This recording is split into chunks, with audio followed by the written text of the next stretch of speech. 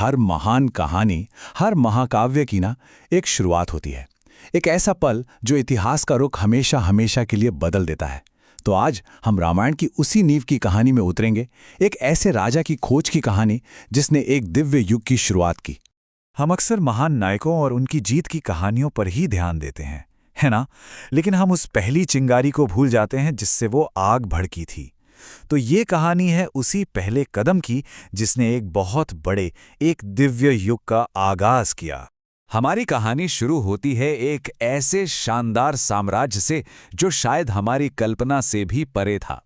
एक आदर्श लोक, और इस जगह का नाम था अयोध्या, जहां हर तरफ सिर्फ शांति और खुशहाली थी। अयोध्या, ये सिर्फ एक शहर नहीं था। जरा सोचिए, सरयू नदी के किनारे बसा एक पवित्र नगर, इक्ष्वाकु वंश का गौरव, राजा दशरथ के न्यायप्रिय राज में ये अपार शांति और समृद्धि का राज्य था, जहां लोग हर तरह से खुश थे। कह सकते हैं कि एक आदर्श राज्य की ये सच्ची तस्वीर थी। पर जैसा कि अक्सर होता है, सबसे तेज रोशनी में भी एक परछाई छिपी होती है। सब कुछ होने के बावजूद एक गहरी चिंता राजा दशरथ के मन पर छाई हुई थी। तो सवाल ये उठता है कि भाई, एक ऐसा राजा जिसके पास दौलत हो, इज्जत हो, प्रजा का प्यार हो, आखिर उसे किस बात का दुख हो सकता है? और यहीं से कहानी एक बहुत जरूरी मोड़ लेती है। ये दुख किसी बाहरी दुश्मन का या राज्य के किसी समस्या का नहीं था। नहीं, ये तो राजा के अपने मन की एक गहरी पीड़ा थी जो उनके सूने सिंहासन से जुड़ी हुई थी। राजा दशरथ की सबसे बड़ी चिंता थी संतानहीन होना। उनका इतना गौरवशाली वंश एक वारिस के बिना अधूरा था। यह सिर्फ एक व्यक्तिगत दुख नहीं था, बल्कि राज्य के भविष्य पर भी एक बड़ा सवाल था। उनके बाद इस महान सिंहासन को कौन संभालेगा? बस यही चिंता उन्हें दिन रात खाए जा रही थी। और जब हर तरफ निराशा ही निराशा थी, तभी ज्ञान और विवेक की रोशनी से उम्मीद की एक किरण दिखाई दी। और ये किरण आई उनके सबसे भरोसेमंद सलाहकार से। अपनी इस गहरी पीड़ा के साथ राजा दशरथ एक दिव्य रास्ते की तलाश में अपने कुलगुरु महान ऋषि वशिष्ठ के पास पहुंचे।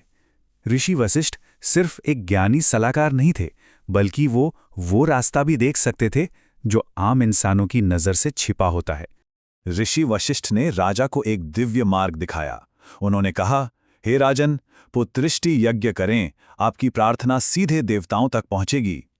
ये सिर्फ एक सलाह नहीं थी, ये तो उम्मीद का एक वरदान का रास्ता था। बस उस एक सलाह ने सब कुछ बदल दिया।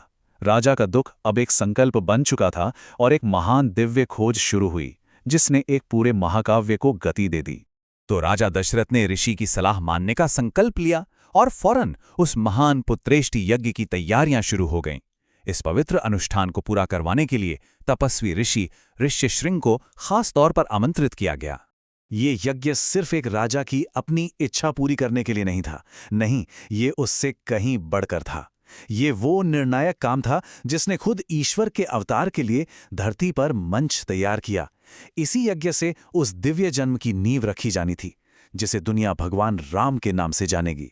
और इस तरह एक सवाल उठता है कि जब एक राज्य एक दिव्य प्रार्थना करता है, तो उस पुकार का जवाब कौन देगा? कौन आएगा इस पुकार का जवाब देने?